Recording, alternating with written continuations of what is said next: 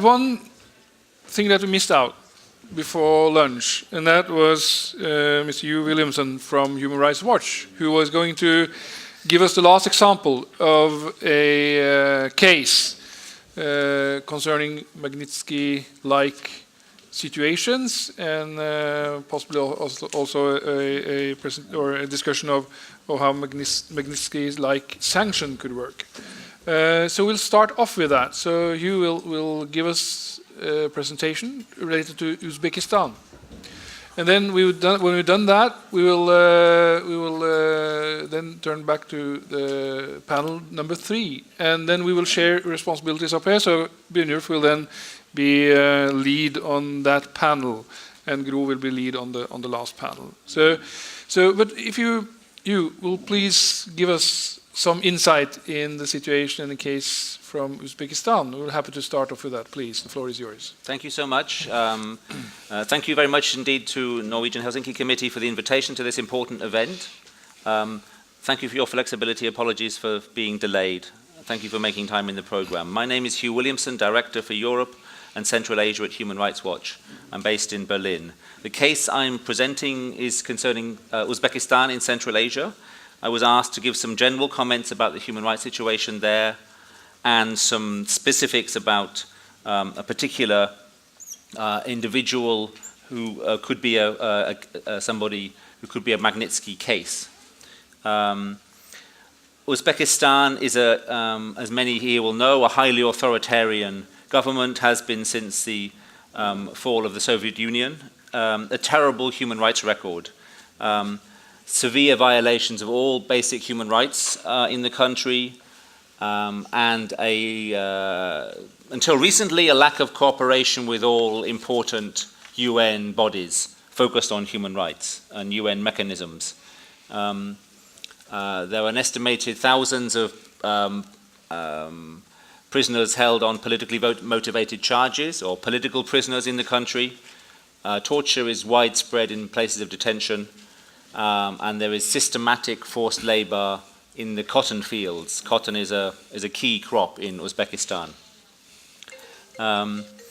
There are heavy restrictions on civil society in Uzbekistan, and many human rights defenders remain in prison. There is only one registered human rights organization, but there are a handful of brave human rights activists who have continued their work monitoring human rights on an unregistered basis, but face regular harassment and imprisonment. There's been significant changes in Uzbekistan in the last 14 months, which give a sign of hope, as Human Rights Watch has called it, in the country. In August 2016, the previous authoritarian leader Islam Karimov, died and was replaced by his former Prime Minister, Shavkat Mirziyoyev. He's been in power since September 2016, and it remains a highly authoritarian government, and the authoritarian structures of human rights abuse essentially remain in place. Nevertheless, there have been some modest human rights improvements in the country. Regarding the release of a handful of political prisoners, some very modest changes, relaxations in freedom of expression issues, and some changes in the rhetoric and activity on the issue of forced labor in the cotton fields. And that provides an important context for this discussion of Magnitsky-type sanctions focused on Uzbekistan. Those are some general comments of introduction. Regarding a specific case, a case which Human Rights Watch has proposed in the context of other global Magnitsky acts, as it were, and specifically regarding the United States, concerns Rustam Inoyatov. Rustam Inoyatov is the commander, the head of the Uzbek Security Service, known as the SNB. He has command responsibility for grave violations of human rights, based on our findings going back over 20 years in the country. The SNB was responsible for the detention and killing of the killing of hundreds of people and the detention of thousands following the massacre in eastern Uzbekistan in Andijan in May 2005. And the SNB under Inoyatov's leadership has been responsible for the detention, as I say, of thousands of political prisoners, including many who are in prison on religious grounds in Uzbekistan. Human Rights Watch, as I say, has been working on human rights in the country for over 20 years. And I have two reports I would like to present to the panel, which both relate to the conditions set by the SNB and focus on the suffering, the abuses faced by, particularly by political prisoners in detention, police detention and in prison facilities in Uzbekistan. This report from 2012, No One Left to Witness, documents various forms of torture that take place in Uzbekistan jails. Torture was labeled by the UN Special Rapporteur on Torture, who visited in 2003, as systematic and widespread in Uzbekistan.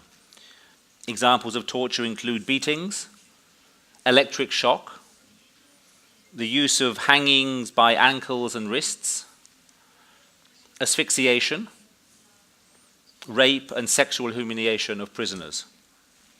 And we documented this in our report with many examples of specific cases.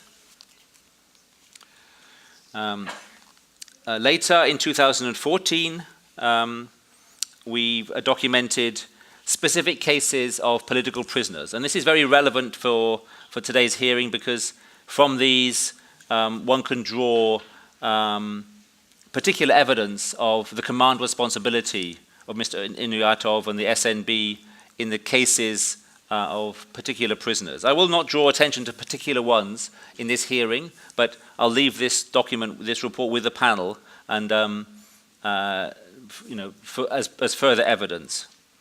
I wanted to mention the types of abuses faced by political prisoners in Uzbekistan.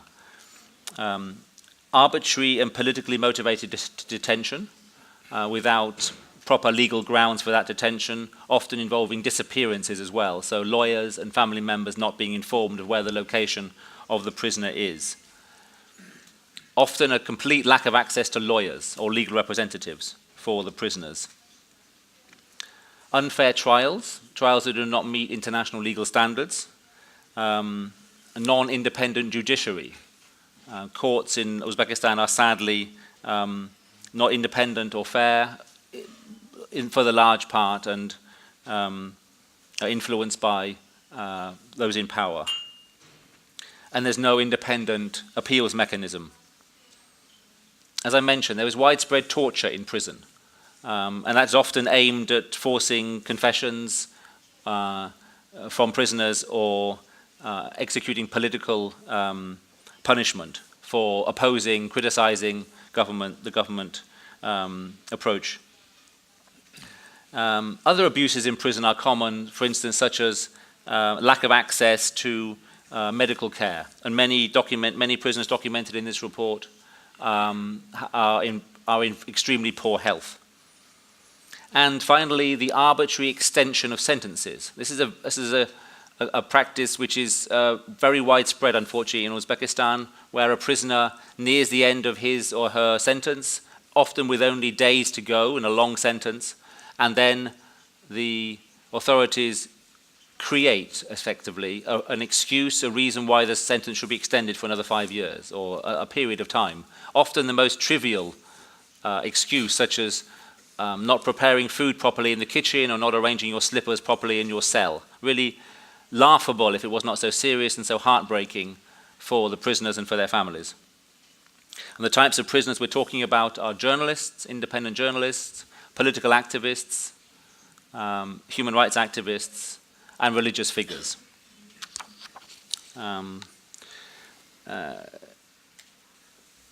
The evidence I've presented, and I will present onto the panel, is substantial and would be sufficient to lodge a case in a Norwegian Magnitsky context against Rustam Inoyatov.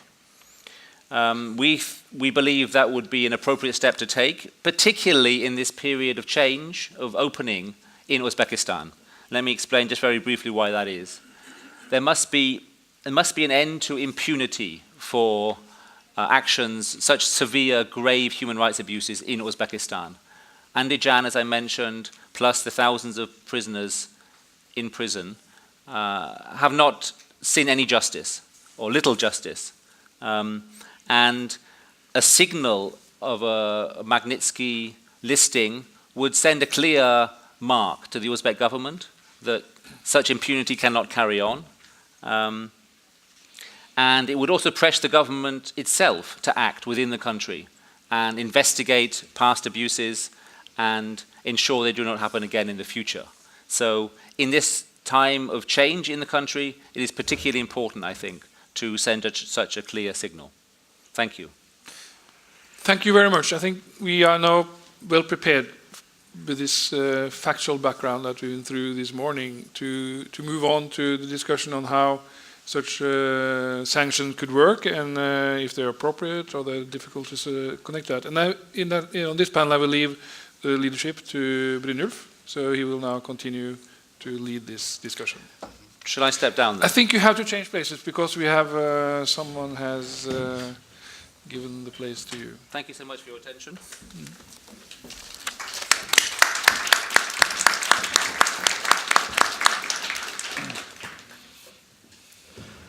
Yes, and as for the previous panels, the previous speakers, our main problem is time, I guess, so I'll try to be short myself. A few questions are indicated in the heading of this panel, and we're sort of broadening the perspective and becoming a bit general. The questions who are in the program are: how can we improve protection of human rights defenders? Are Magnitsky sanctions effective? And are there other new tools that can be effective?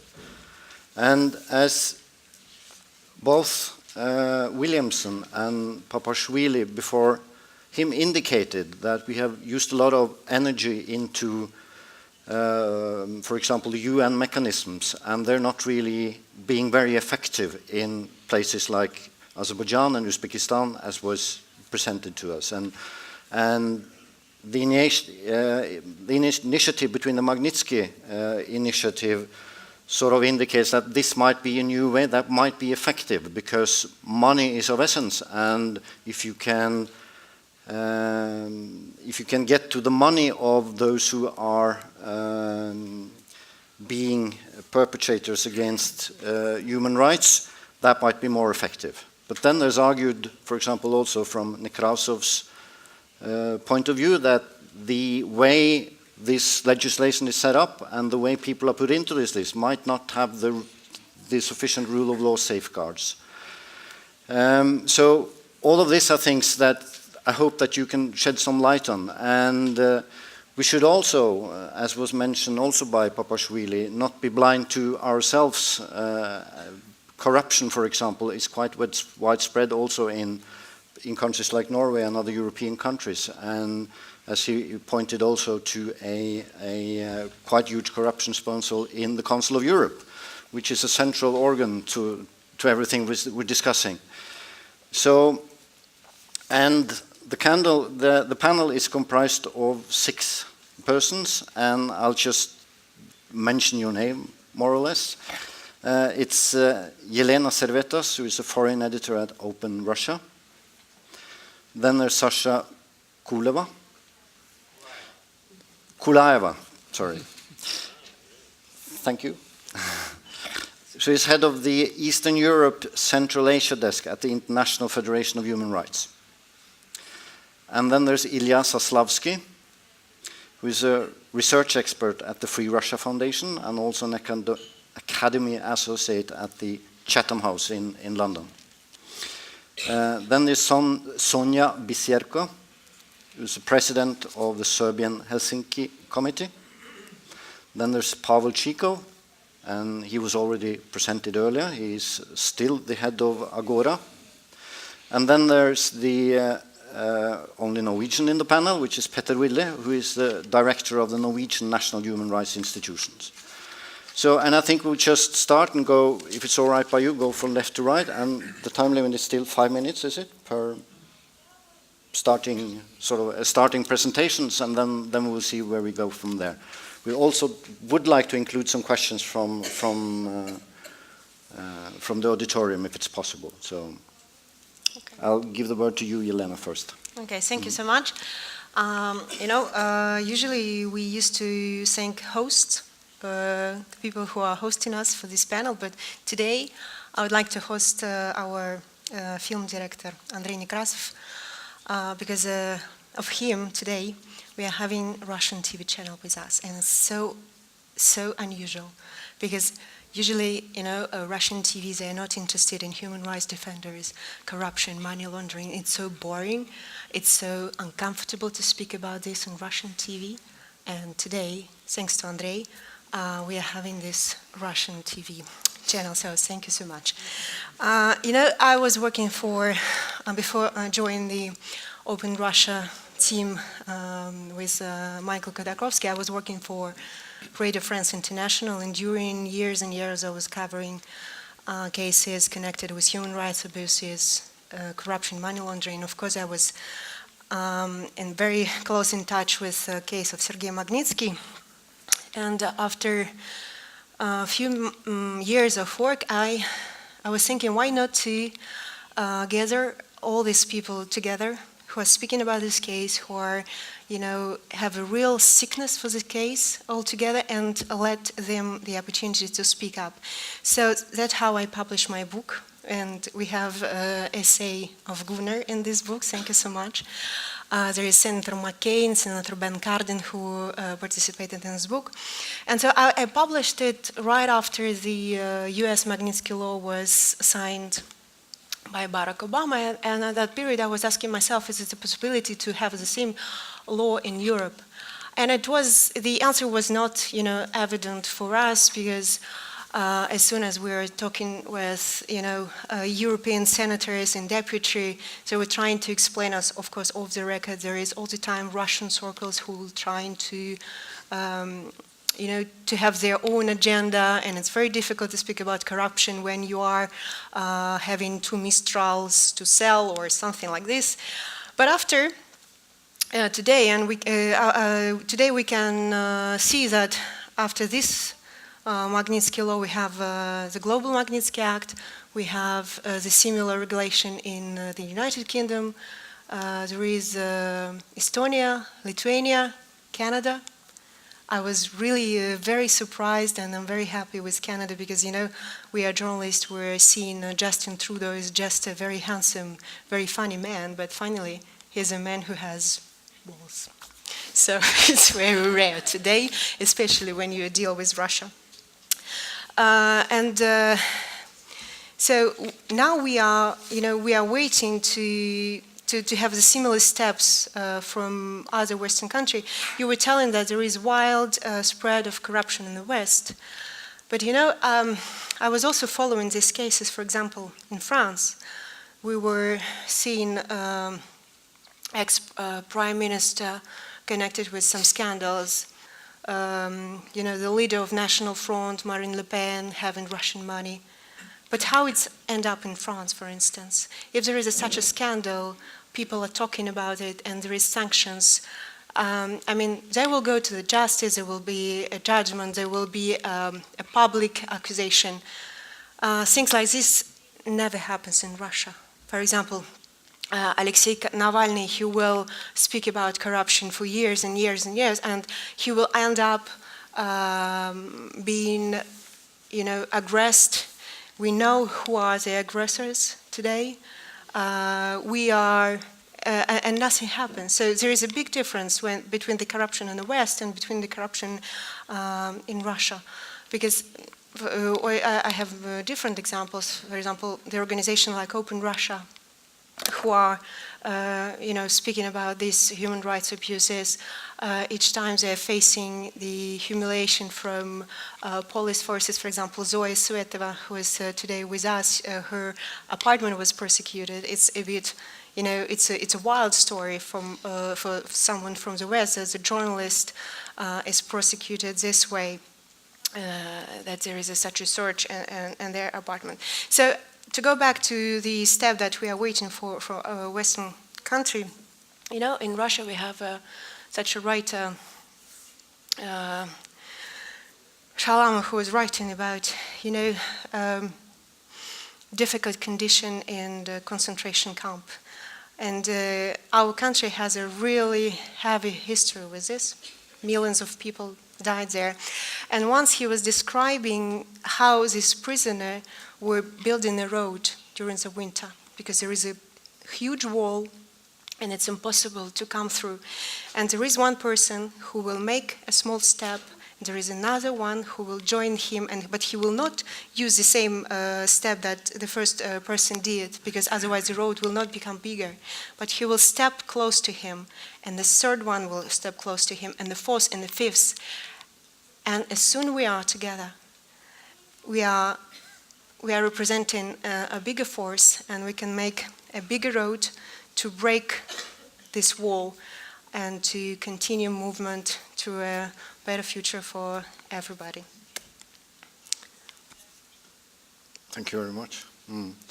That's a bit of an optimistic note there at the end. And I just want, today, I want everybody to unite in this particular case, because, even in Open Russia, we are saying that the day we are having our legislation transparent, honest, you can rely on it. Of course, we will not need any Magnitsky law. But today, this instrument is working. So if we don't have other instrument to help us in this situation, so we are hoping to have this one. Thank you very much. And we'll move right over to your neighbor. I'm sorry your name was misspelled there on the sign, but it's okay. I'm quite used to that.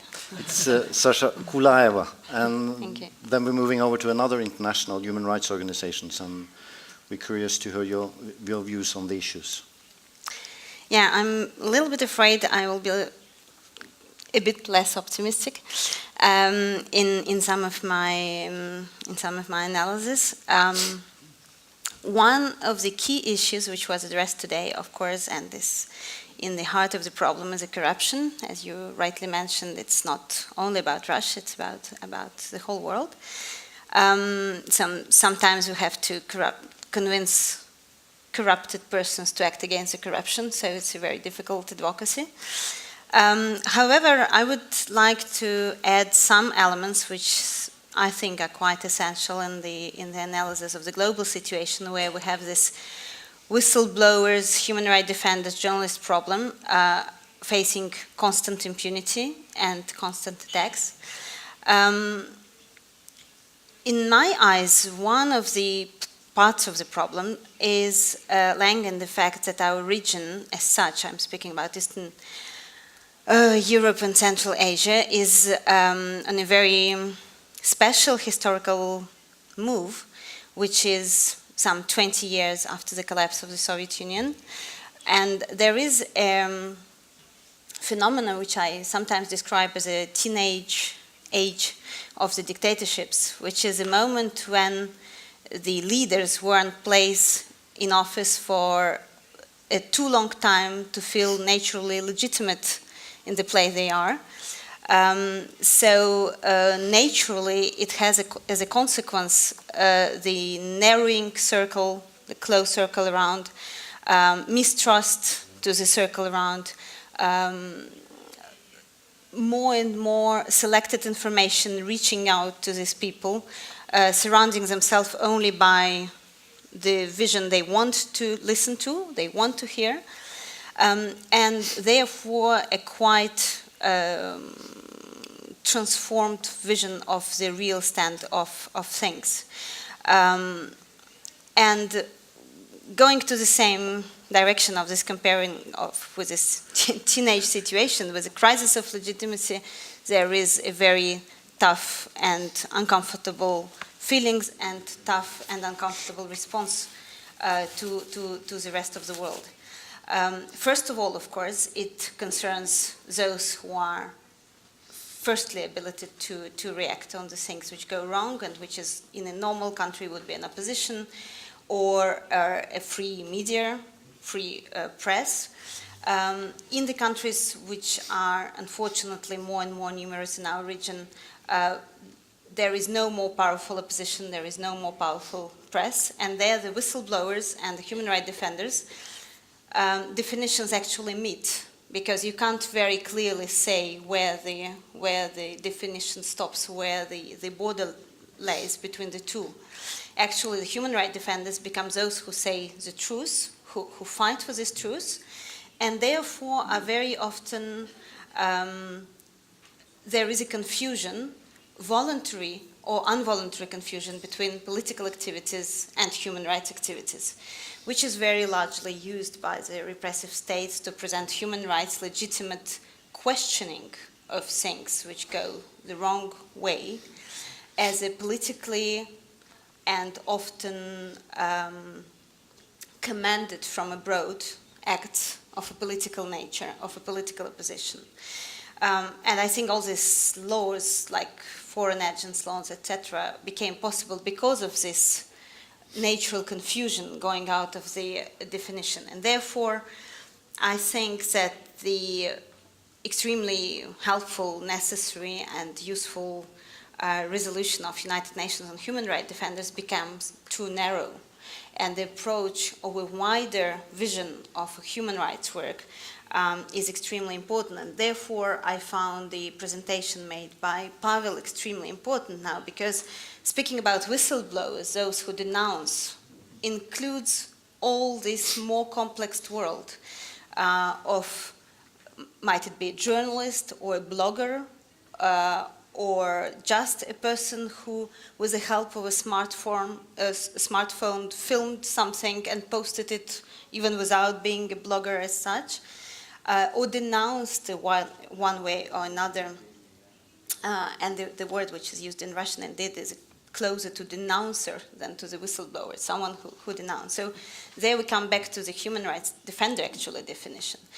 And I think that the current understanding of this kind of activities doesn't necessarily and always fit into the international mechanisms which we have now on the United Nations and Council of Europe level, even if now things start to be explained more in a sense which I just exposed, but it's not necessarily always very clear in the international mechanisms we have.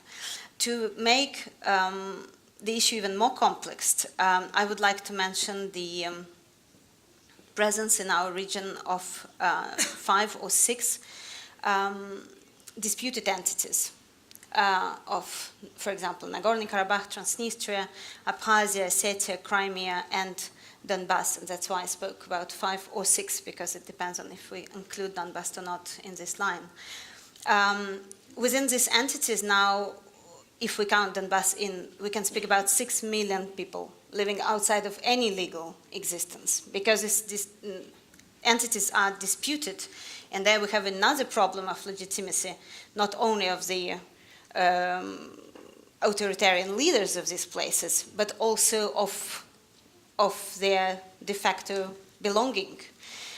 So there are the de jure states which do not control them, they have a de facto government, and the countries or a country which actually controls the situation there. And that's an extremely interesting example, the decision of European Court on Human Rights on Transnistria, which is a part of Moldova, but where the European Court on Human Rights found Russia responsible for the violations of human rights committed in this territory.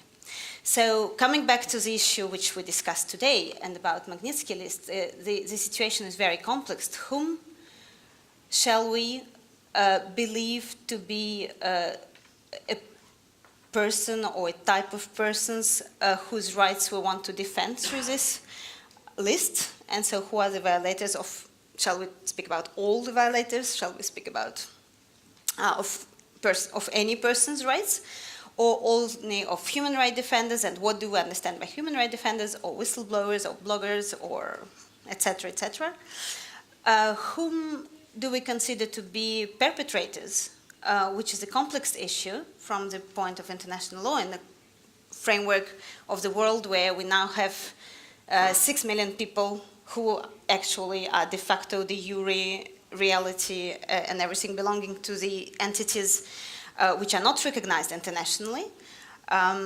If I started to speak about Transnistria, I can give you an example of quite a big group of the population, almost a majority, who has 4 passports in their pockets to travel. Those recognized, those non-recognized, of Ukraine, of Russia, of Moldova, or Donbass or Lugansk people who now have their own documents, passports, what they believe to be passports, which are not recognized, but of course to be able to travel internationally, they all use the passports of another state, or Nagorno-Karabakh, which is, of course, all Armenian citizens, etc. So the issue is internationally extremely complex, and maybe we can continue on that in the discussion. And the last challenge I wanted to mention, and this is a very, very disturbing state of things for the international community. FIDH has been working on this issue for a while. We have, just after the occupation of Crimea, we have published this report, which is called Assessing Human Rights Protection in Eastern European Disputed and Conflict Entities, with this very interesting map of a very direct line of these 5 disputed entities, now joined by Donbass as well.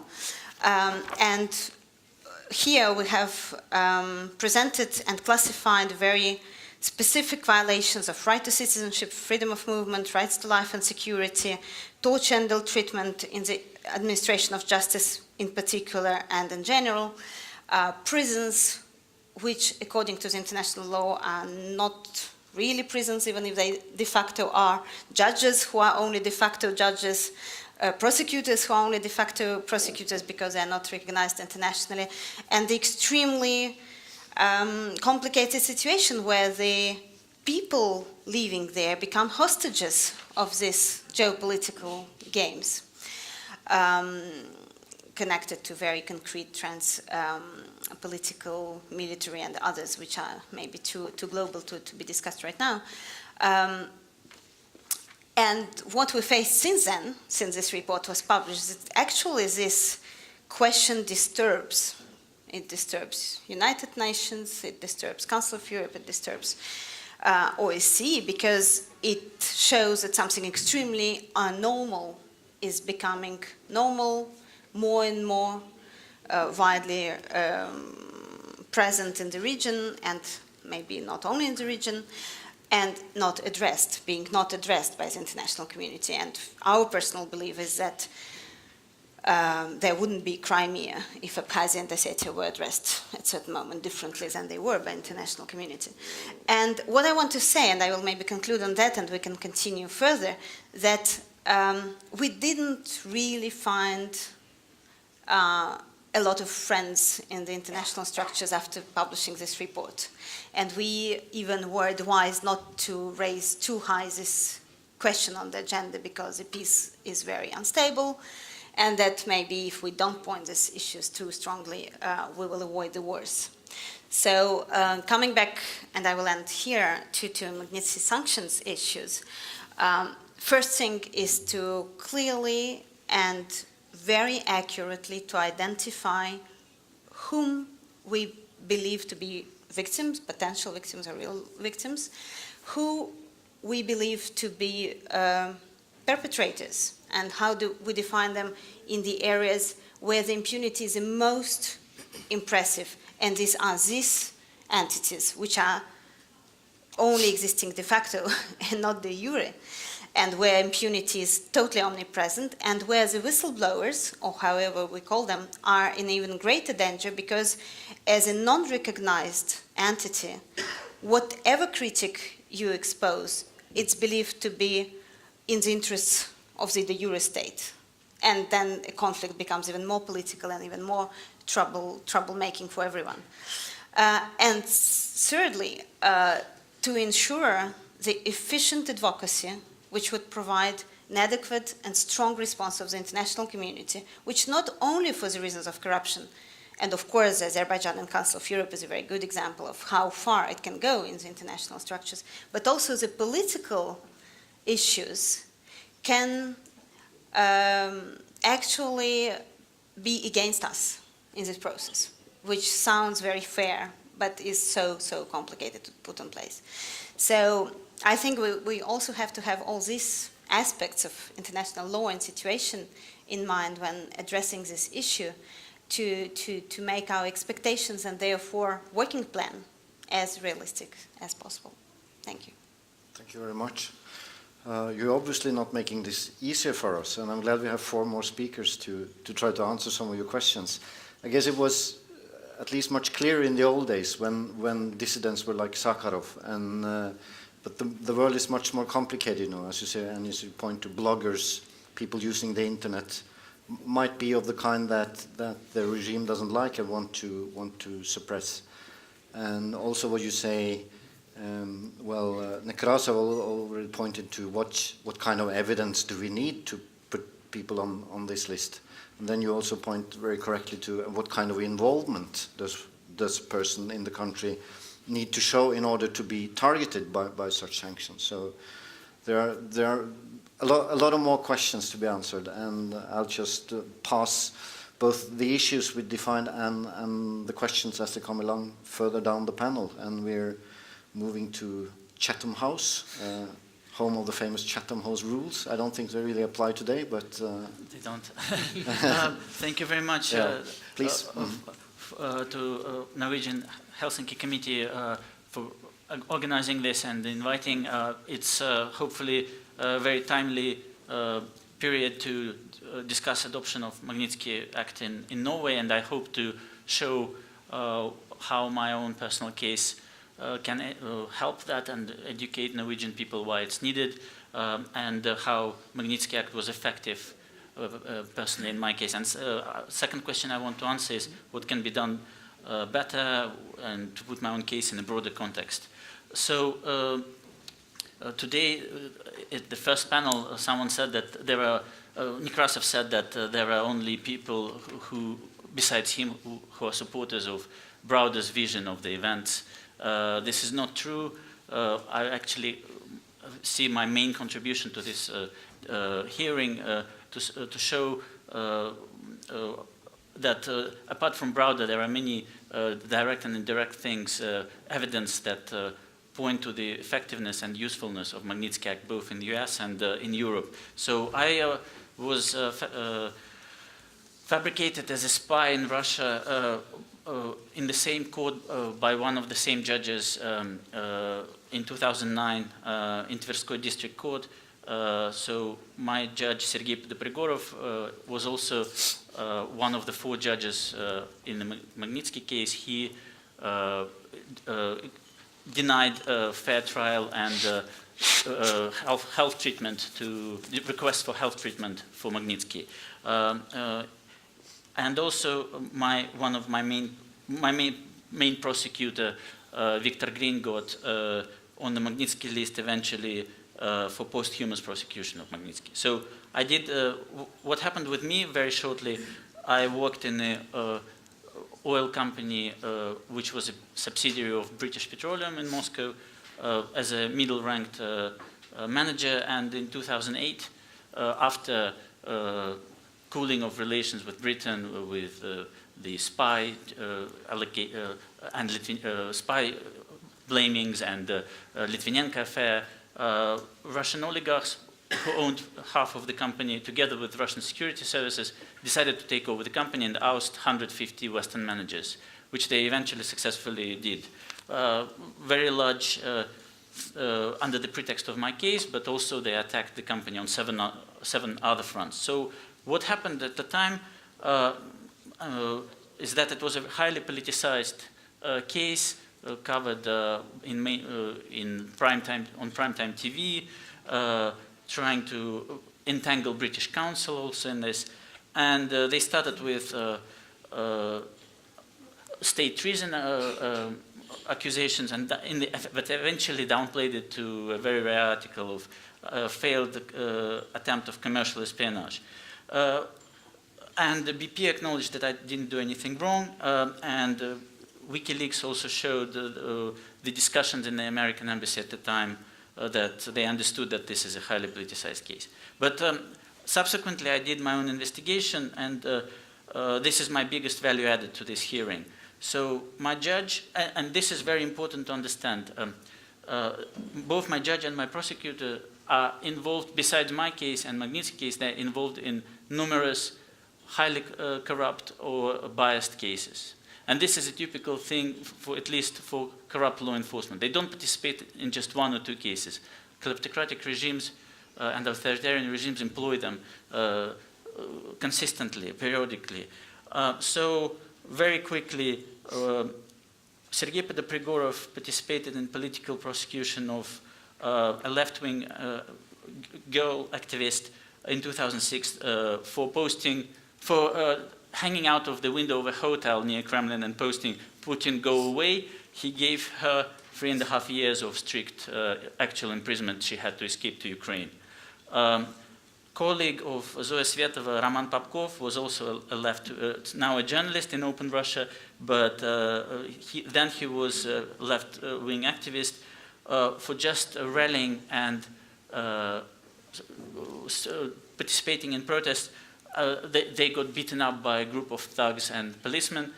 Then in the end, they were accused themselves of being involved in apparent alleged violence. So the judge put them in prison as well. This judge, Podopregorov.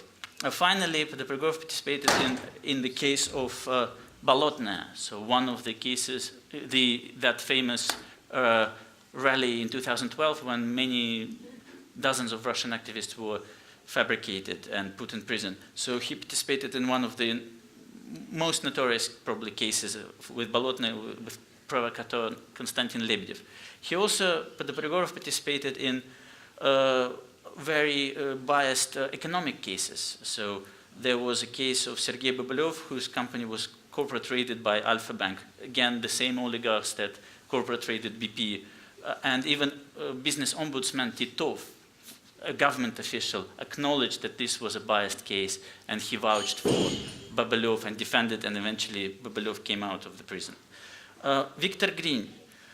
In my case, he failed to do any oversight of fabrications from Russian security services. He participated in the Magnitsky case, but he was put on the list for posthumous prosecution of Magnitsky. But he also participated in various stages of UCAS investigation, which we now know was fabricated, and there are decisions of European courts on that.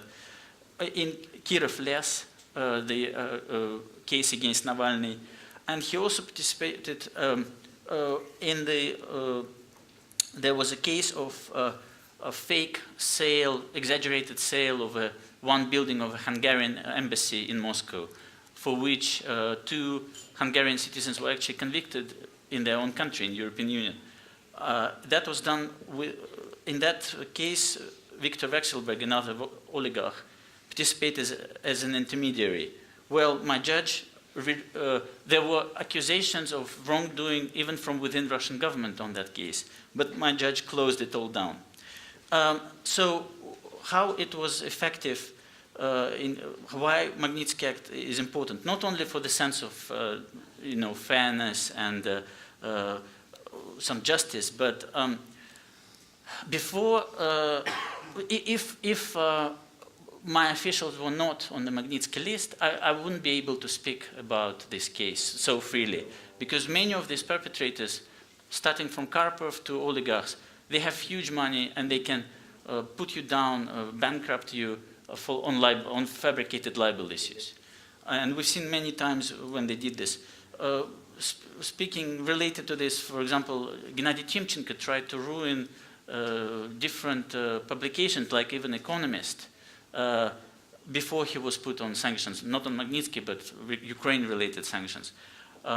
So what I found again and again is that sanctions help activists to talk about cases, to educate the audiences.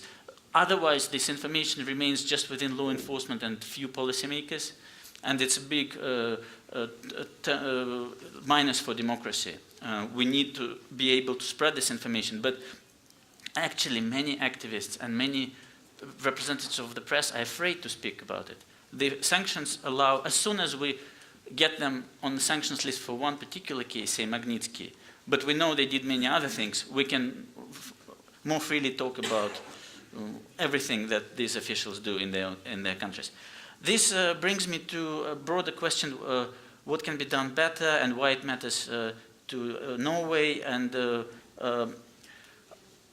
I wrote a report for recently for Kleptocracy Initiative of the Hudson Institute about export of corrosive kleptocratic influences from post-Soviet space to the West. And I argue that indeed sanctions help, and they should be encouraged and for reasons I mentioned before, but also they educate people in the West. They show the scale of the problem. They show different layers and different instruments and how sophisticated these people get at using all sorts of financial and prosecutorial and co-opting mechanisms, ranging from buying influence, hiring dignitaries, to abusing Interpol, buying assets in the West, media, citizenships, real estate. But sanctions alone are not enough. That's just the first step. And I think we should think about a broader strategy of containment, which keeps people-to-people contacts, but really stops this easiness with financial flows through offshore accounts, anonymous accounts, from such cases as Magnitsky, but many other cases. So in case of Norway, for example, these very oligarchs that I talk about, they have in the end, they ousted all these Western managers from TNK-BP, this oil company. They took control over it, and then they sold it lucratively to Rosneft in a deal personally orchestrated by Putin and Sechin in 2012-2013. They received in excess of 30% of the market price for their share, $28 billion in cash, while actually their stake cost $18 to $20 billion in cash. Most of this money was taken outside of Russia and now being used to buy assets, including in Norway. So Alpha Bank people are buying strategic assets in telecommunications and energy in Europe, including in Norway. Also, you all know about this famous case of Telenor Wimpelcom being corrupt and paying the bribes in 17 jurisdictions to Gulnara Karimova and Uzbek officials. Well, who is controlling Wimpelcom? Alpha Bank does. And that's another showing to you how this is all interconnected. And finally, if I have to give suggestions, and this was one of the questions, this is passed today in different presentations in Pavel Chikov's and others about whistleblowers. My case, I think, suggests, and some other cases suggest, that we need a special protection scheme for corporate whistleblowers. So, yes, there is whistleblowers. There are established schemes for those who defect as spies. There are, and they protect them. There are some schemes, I guess it was employed with the Olympics, with the doping. But in Perepelichny, the whistleblower who helped with the Magnitsky case, he was killed.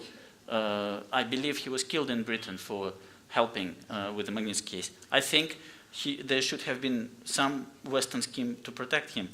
Lesin, the guy who probably wanted to, for a variety of reasons, wanted to expose Russia Today and other mechanisms of propaganda of the Russian state, he was killed in Washington or died in uncertain circumstances. So I strongly recommend introducing a proper, very strong scheme for corporate whistleblowers. And just to finalize, we should, in the West, understand that this corruption happening in Russia, in other post-Soviet space, it's not, it doesn't end there. It has direct effect on business practices and political discourse in the West. So and I'll finish with that. One of the main outcomes of my case was that I found that these oligarchs gave money to my alma mater, Oxford University, and together with a group of famous Russian dissidents like Vladimir Bukovsky, Pavel Litvinov, many different anti-corruption activists, we filed a public petition and a public letter in The Guardian about this, because these people, under their name, they now teach good governance and best business practices, and they give joint business awards, while they're really associated with these kleptocratic regimes. And if it wasn't for the Magnitsky case, I wouldn't be able to talk about all this, and wouldn't be able to, and even The Guardian, I would doubt they would publish this letter. But so the Magnitsky case is mentioned in like second paragraph of that public letter. Thank you. Thank you very much. And it is, of course, very important to understand that the Magnitsky complex is not about only the Magnitsky case. It's a list that can include a lot of or perpetrators from other cases, and it's about the issue, not about this particular case. And when I watched the first panel, I was a bit surprised that it was very sort of obvious that no one was questioning that this was very widespread in Russia. I think the only thing that surprises people is the amount, because it's a lot of money. But that the system of this goes on all the time seems to be something that Russians in general agree on. They don't seem to be surprised by this at all. So, and your own case and a few of the other cases you also mentioned, and as you mentioned, both Khodorkovsky and several other cases there have been actual judgment in the European Court of Human Rights, which are quite detailed into what have happened in the cases. And reading those cases from Strasbourg might be very interesting if you want to dig more into this. We should take a step outside Russia, I guess, and leave the floor to the representative of the Serbian Helsinki Committee. Thank you. Please. And I would like to, first of all, use this opportunity to congratulate the Helsinki Committee of Norway for all deliberations and keeping the human rights agenda as a priority, and they have been very important for all of us, especially in our region, and I see now in the Russia and post-Soviet states. And I would maybe mention a few things related to the Balkans. As you know, Balkans have been in the focus of the entire world for 2 decades. And many of those mechanisms have first started with the Balkans. Of course, we had the tragedy of the war, and of course, we had the ICTY and other courts which were installed for the sake of bringing justice and accountability to the region. Unfortunately, the Western Balkans especially are still the hostage of this legacy of the war, and also by transitional problems which are similar in all these countries that we are talking about. Today we had the final verdict for Mladic in The Hague, who got the life sentence, and the first reactions in Serbia are that he is a hero, that it is anti-Serb tribunal and so on. There is a big movement in academic circles in Serbia to denounce the tribunal as anti-Serb, unfair and so on. It's going on from the very beginning, but now as the tribunal came to an end, this is now becoming really main topic in the society, because obviously the results of the tribunal are extremely, or should be extremely important for the region. Unfortunately, there was no true impact on the society values, and especially in Serbia, which is being the most, the most important side in this war in the former Yugoslavia. And from these problems, which are now really a matter of accountability, they spread to all other spheres of the society. The impunity is something that we live with.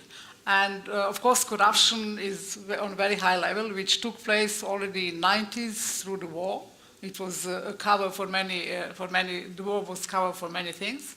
And unfortunately, the fight against the corruption, despite a very vibrant society, if we speak about Serbia, in Serbia, and many groups which are specialized for detecting the corruption, like CRIC, like Transparency Serbia, like BURN, it's Association of Independent Investigative Journalists, Insider, it's a small film documentary group, and then also we have anti-corruption agency. It is a sort of independent body which totally lost its relevance last few years since the new government came in place. So I can say that we had some progress after 2000, but now we are, the whole region, not only Serbia, in some kind of regression. And I would say democracy, we are all hostage of this, how should I say, groups of the political elite in Serbia, Bosnia, Kosovo, Macedonia. We had recent overtake in Macedonia. Hopefully something will happen, but I cannot be too positive because I don't know whether there is enough energy in the society.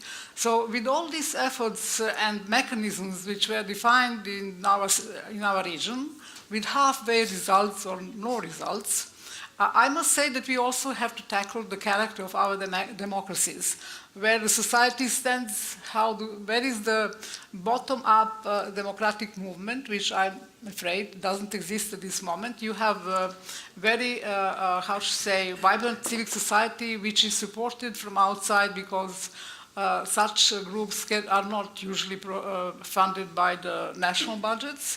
We are either qualified as enemies of the state, exponents of I don't know who. So this is a stereotype which is very strong and lives in society, even if we do something good. For example, my group was very much dealing with refugees. It was never acknowledged that we contributed to, solving some of their problems because the stereotype is much stronger than what was our really work in the field.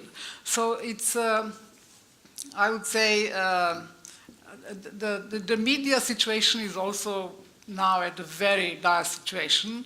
It's almost a crackdown because all firms are forbidden to advertise in so-called independent media, and they cannot survive financially because the new strategy of the state vis-à-vis the media and the civic society is really limitation of financial means.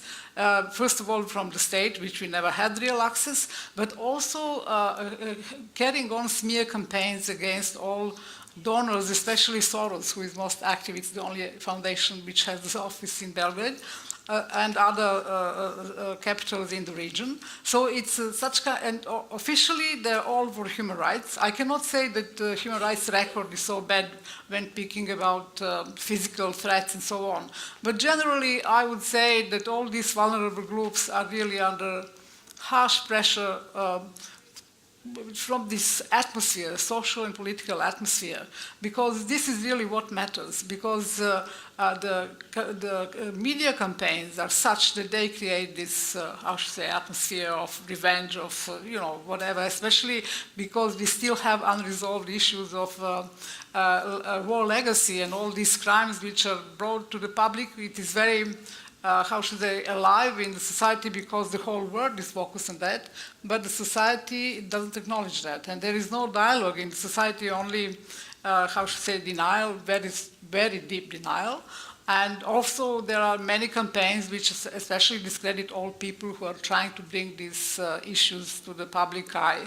So I would say that all these mechanisms should be reflected again in a way to accommodate to the realities of these states and the region, and also this also applies to Russia, which is now becoming very much in the focus of Western democracies.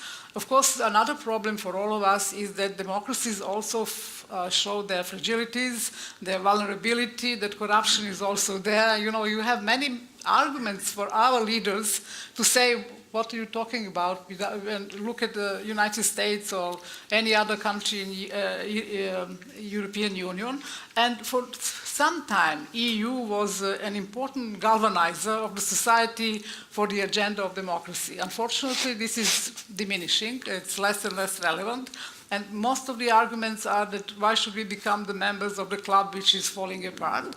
Of course, the attraction of the EU is really only social and economic benefits that we get from the EU, and it is really because of the EU that Serbia is not at bankruptcy. So I would suggest that there should be more consistent support for the civic society in all this region, because learning from our case, they come in for some years, they have their own agenda and then leave because there is another crisis in the Middle East or Russia or whatever. I think if you want to bring up a very sound society, civic society, you have to be continuously engaged, not only politically, through political support, but also financial support, because these groups have no access, as I said, to the national budget. Also, there should be more networking among our groups, but also with international groups. There should be more more solidarity in each of these cases. It's not enough to make the case in the world media, but also to have support for their families, because their families are ruined after any of these individuals are either taken to the prison or they lose jobs, and they really are left alone. And I think this is a very important aspect of any of these people who really show this courage and sacrifice their own, not only their security, but also their families, which are really suffering. And I think there should also be more understanding for the local understanding of the situation. Very often local grassroots groups or individuals maybe have more innovative ways how to approach certain problems, because most of the donors can come up with their models, which can be useful, but also with their models of democracy, which cannot always be applied to our societies. And I think this is a very important aspect which was never taken up in reflecting in how to design strategies for these societies. And I think it's time to take it up, because otherwise, and of course we have this very important interaction between the state actors and non-state actors, oligarchs, and it's very difficult for the civic society or whoever is, especially corruption, when money is in question, it's becoming more dangerous than anything else if you find tracks of the money. So there is immediately whole, block confronting all these groups in fighting this, and it's usually very tragic, as in case of that we are talking here today.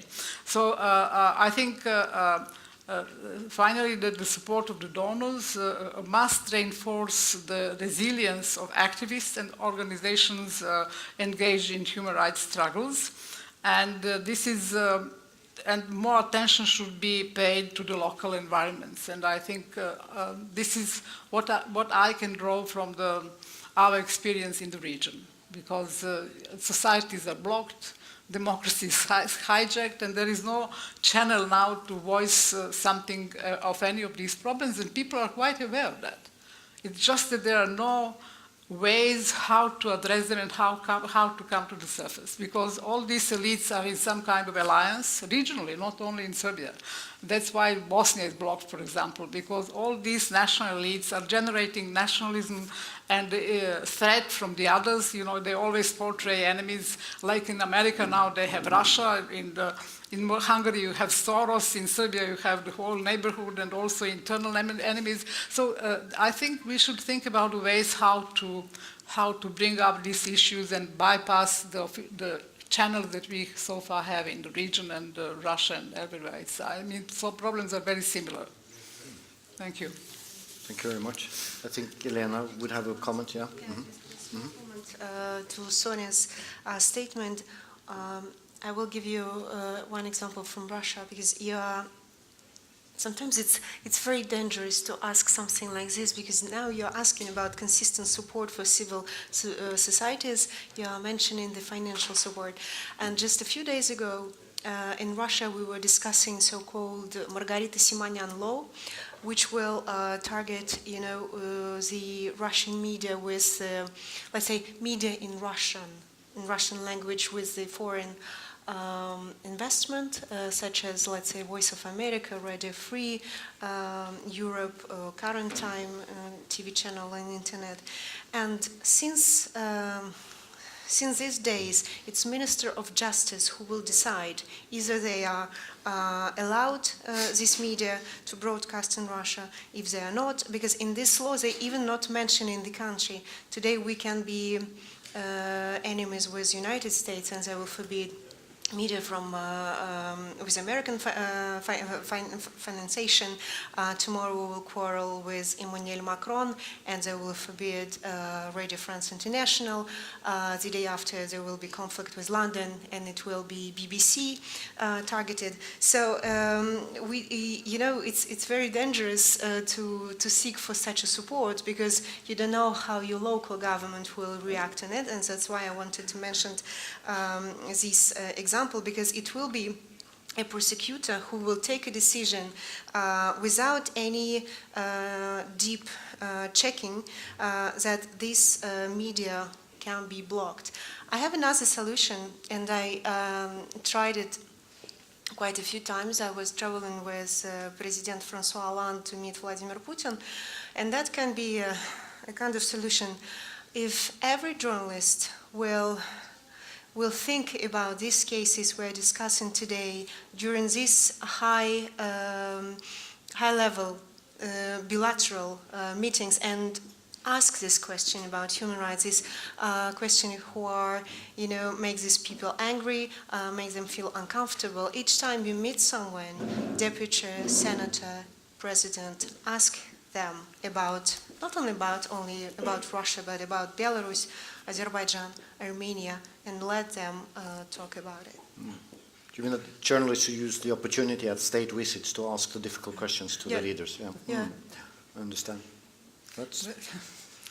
But one more way to approach such society is really education of younger people about the concept of human rights and how, because this is really what is lacking in our official education. So this alternative education is extremely important. So how you organize it, whether on a, on sort of activist level, or we had opportunity in our region to receive the funds from abroad, Norway especially, and create these schools which are extremely relevant because most of the younger activists today in Serbia underwent this schooling, this educational program. So it depends. And we are really the candidate for the EU membership, and we have these problems. But fortunately, we can still receive the money, though there was an effort to have a Putin law imposed on in our society as well, but they didn't succeed because the EU is still present, has some, power to prevent such things. But I don't see how we mobilize our societies to take part in this democratization process. That's the problem. Thank you.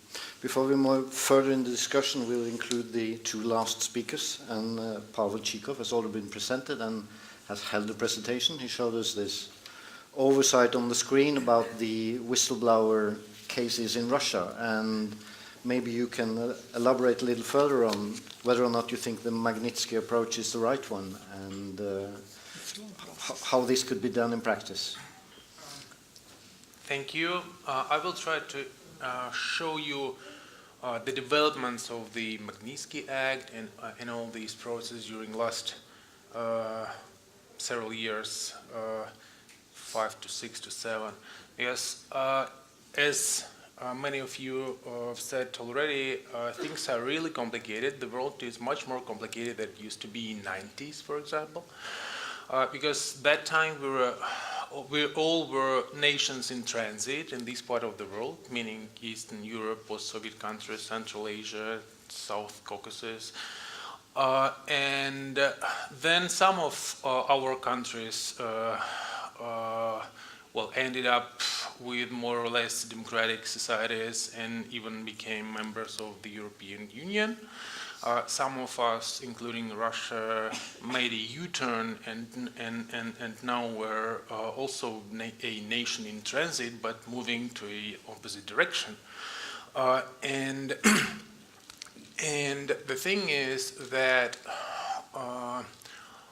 the international institutions are not working properly anymore. None of them, neither United Nations, nor OSCE, nor Council of Europe. All of them are under huge pressure and facing a lot of crisis and becoming less and less effective. And we are all witnessing that all the time. And Europe is not welcoming anymore our countries because you guys don't really want Serbia to become a member of EU, not talking about Turkey or Russia or anyone else, right? And you have a lot of your own problems with migrants, with the UK and with Hungary and with Poland and with Czech Republic and etc., right? So things have changed a lot. See, this Magnitsky Act led to adopt a Russian Dima Yakovlev, they call it, law, anti-American law, when Americans were prohibited to adopt Russian orphans. And next step was a foreign agent law, which came into force exactly 5 years ago, and during these 5 years, Russian civil society was under huge pressure and almost deinstitutionalized now, because it used to work as hundreds of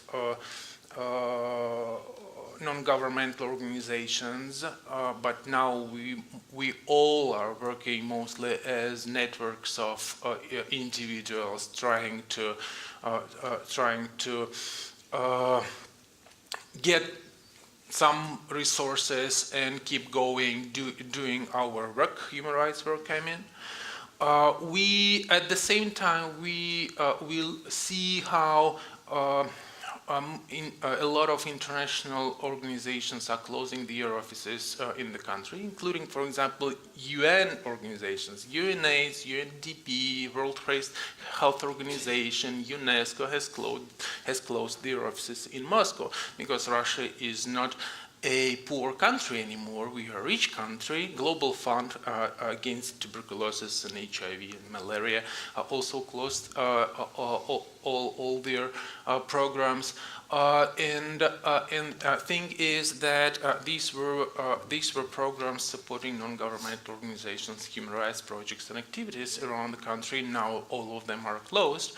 Now all U.S. foundations left Russia. No one is coming. No one new is coming.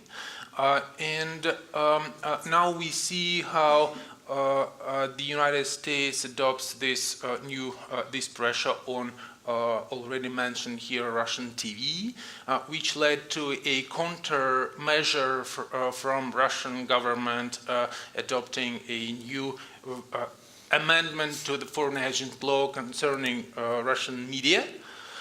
So this sanction policy and this Magnitsky acts around the world, they create and escalate conflicts, which for example international institutions had to solve, right? So Russia, being a member of different international institutions with many other countries,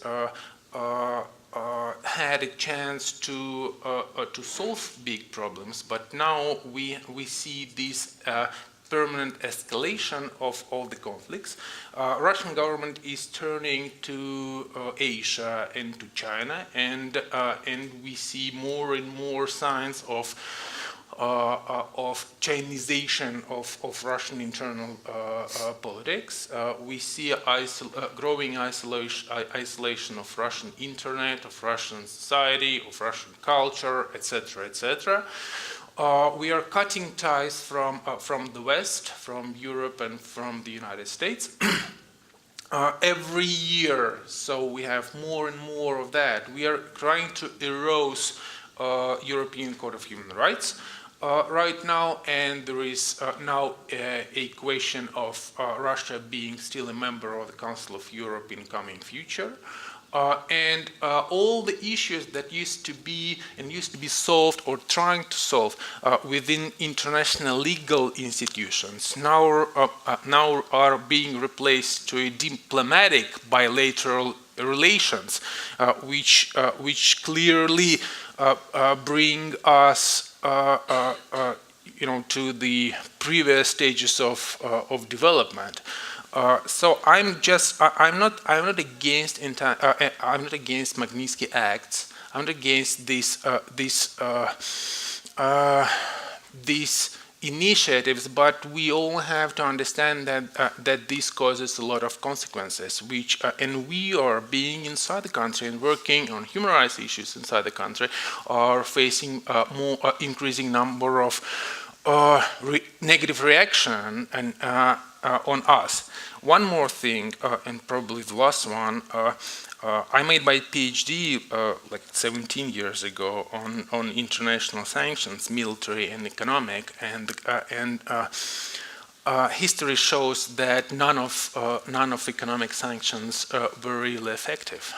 Because when it was 25 years of economic sanctions against South Africa, not really effective. It was like 12 years of economic sanctions against Saddam Hussein, and he would be still there if American troops didn't go in 2003 and kick him from the office. So economic sanctions actually they make the population more and more vulnerable. That's a common, everyone knows that. And what did Russian close circle to Putin businessmen initiated right after the economic sanctions were posed on them? They adopted a special Russian law allowing them to compensate everything they lose from the Russian state budget. So who pays for that? Who pays for all economic sanctions? We Russian taxpayers are.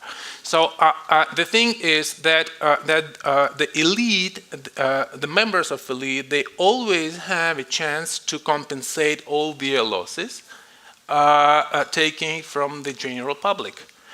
And I'm just trying to give you this message that things are really complicated. And we all should think how to use a smart approach, and I don't have a real answer on that. I mean, I will stop here. Thank you. Yeah, that's $1 billion question. Yeah, that was really disappointing that you didn't have the answer, but Ilya might have it. Just one hopefully very quick comment on economic sanctions never working. It actually depends on how we define success and working and what the goal is. Sanctions on Jackson Vanik on immigration of Jews out of Russia was economic sanction. Eventually the Soviet Union gave up and Jews were allowed out. Iran, it's a debatable thing, but after massive sanctions on oil and gas, Iran came to a deal on nuclear things. Right now, I would actually argue that the Magnitsky Ukraine sanctions are very superficial and small, and exactly the reason why they're not working is just because there are only 6 oligarchs, like or 8 oligarchs around Putin who are prosecuted. If we had 300, that would really start working as it did. They are prosecuted because of political reasons. Well, it's they are prosecuted for being cronies and handling Putin's cash, apparently. But yes, actually, the definition of, and we will see in U.S. sanctions on Ukraine and the latest on elections, we will see in February how exactly they define. But I don't think it's, and also the success, the goal, is it to raise transaction costs? Is it to change policy? Is it to just send a signal? Because sending a signal is also important. Because the alternative is not doing anything. And also, I would argue that sanctions are not only about Russia. Sanctions are about stopping this corrosive influence in the West. the Magnitsky Act and other sanctions can stop at least this dirty influence coming into the West, if not changing things in Russia. We understand that we're not moving into the perfect world, even if we adopt Magnitsky laws, and there are a lot of problems. And as Pavel mentioned, the European institutions might be seen, from some respect, to have weakened over the years, that they're less effective, and that every country are thinking more about itself, and that some of the international institutions are sort of losing their ability to weigh in on these questions. So the question is, what should little Norway do then? And Peter Wille, who is from the National Human Rights Institution, is basically the main watchdog for what's happening in Norway, but you're also we're connected to the world, and I know you have quite a few views on the issues discussed here also, so please. Yeah, thank you. Thank you, and then I will concentrate on what we can do to improve the situation for human rights defenders, and also I'm not going to talk about sanctions, but maybe other tools that could be used. But I will start by quoting the UN Special Rapporteur on Human Rights Defenders, because a lot has been said about problems and challenges faces human rights defenders. But I think the Special Rapporteur describes it very accurately in his last report to the Human Rights Council, and I will quote him. After spending the past 3 years traveling around the world and documenting the situation of human rights defenders, the Special Rapporteur is more appalled than ever to see attacks against them multiplying everywhere, assailing bloggers, indigenous peoples, journalists, community leaders, whistleblowers, and community volunteers. Furthermore, the Special Rapporteur has become convinced that the incidents in question are not isolated acts, but concerted attacks against those who try to embody the ideal of the Universal Declaration of Human Rights in a world free from fear and want. This statement by the Special Rapporteur is not unique, and we see now that civil society organizations increasingly report that their working environment has become more difficult, and both in Europe and outside Europe. And it has become very common to talk about the so-called shrinking space. So what can we do?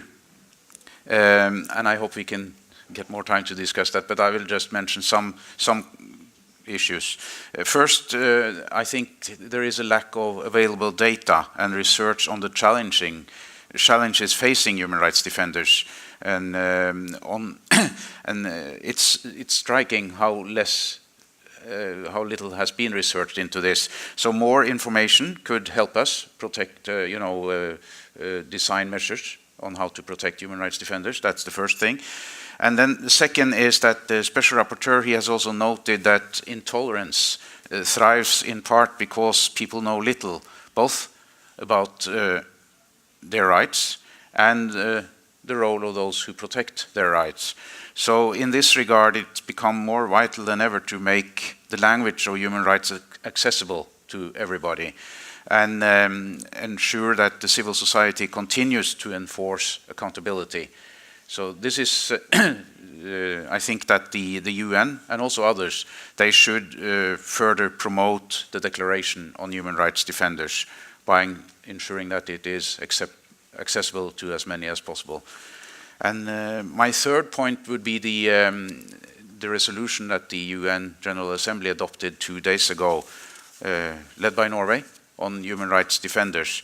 And this resolution has a lot of good language. It recommends that concrete steps are taken to prevent and stop the use of legislation to limit human rights defenders to carry out their work.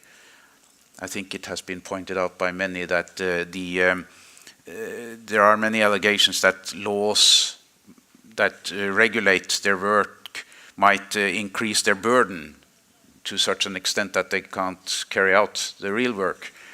And that's taken up by the resolution. Furthermore, the resolution also reaffirms the importance of the Declaration on Human Rights Defenders.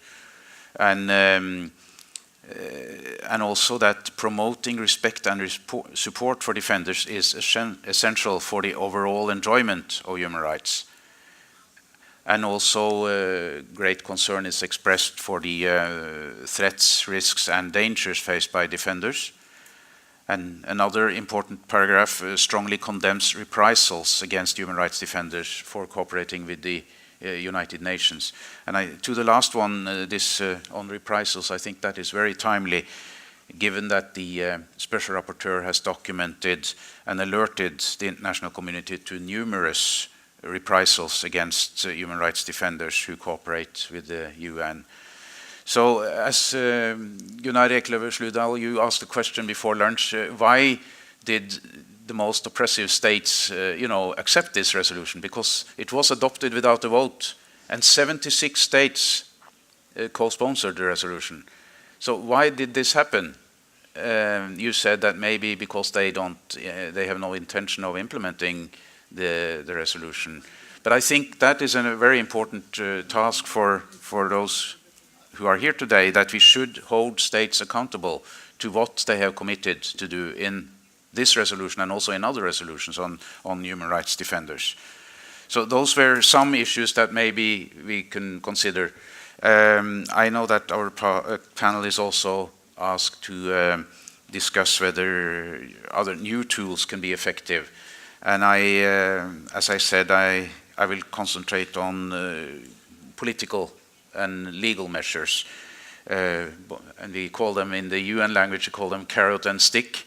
And I think that the carrot could be that we offer, advisory services. The UN has extensive programs on advisory services and technical assistance to states, and also cooperation. But of course, in order to be efficient, these measures require the consent or the cooperation in good faith by the state concerned. The stick is naming and shaming.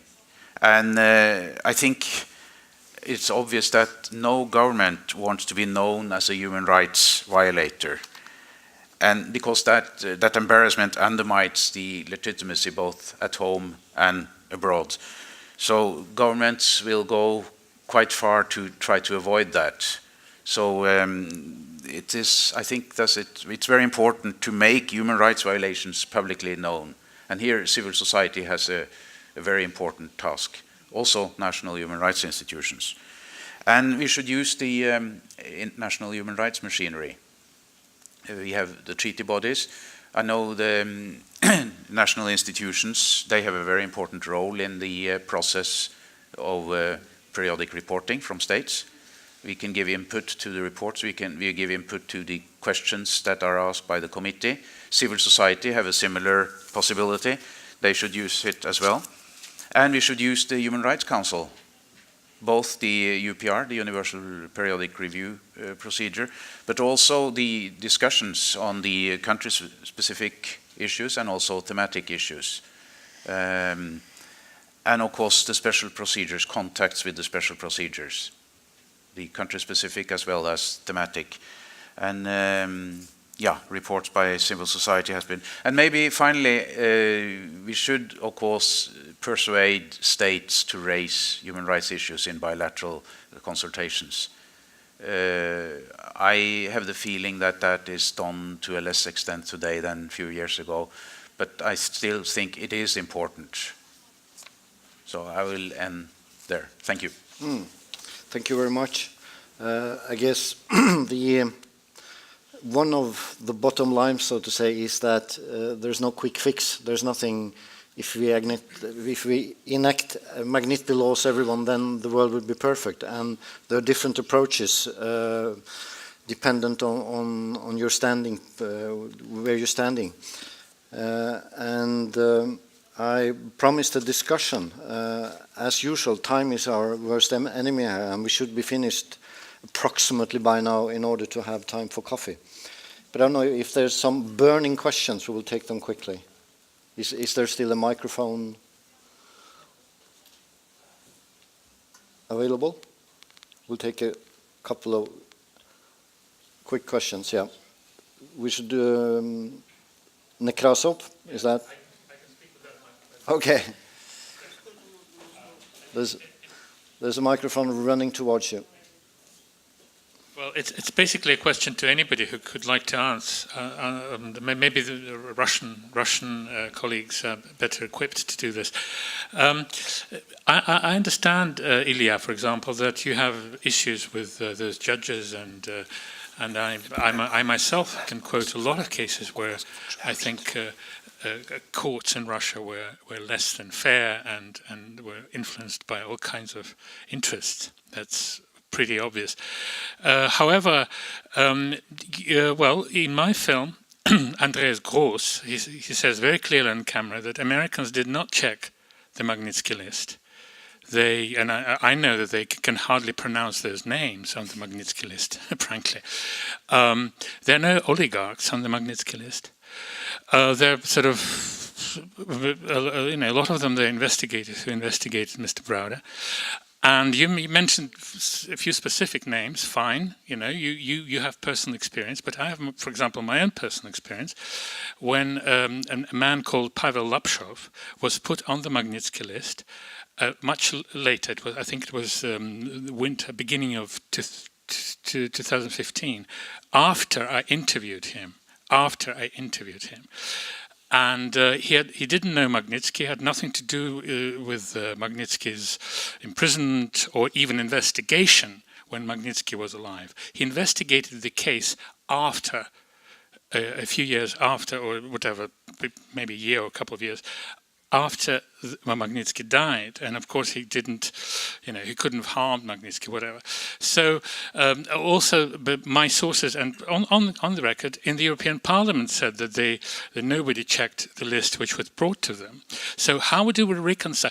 And so basically in this hall, within the premises of under the auspices of the organization, which is very respected for human rights defense, can we say that maybe human rights are selective?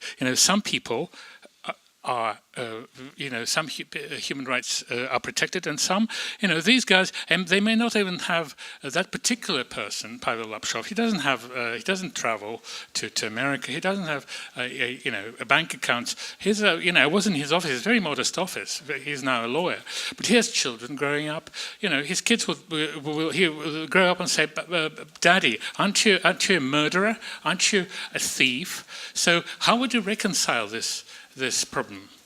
And just one very thing, and I must agree with then Pavel that it actually whether economic sanctions work or not, but they certainly create a larger political problem, because it's okay for us here to say, let's punish them, but you will not be able to punish, millions of Russian people who are provoked and then kind of forced to listen to harder hardliners who say, look, these people are punished. You Russians who don't have access to microphones, who may not speak English, but you are punished without trial. You're punished without being able to defend yourself.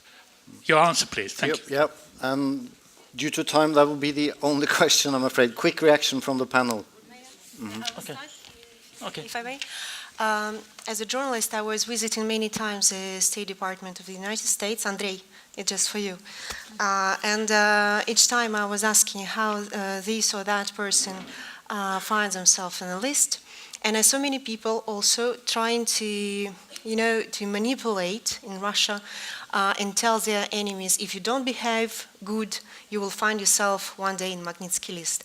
So it's impossible, because each person had a very deep profile with, no one, and I will answer about Lapshov, no one finds himself in their list just by mistake.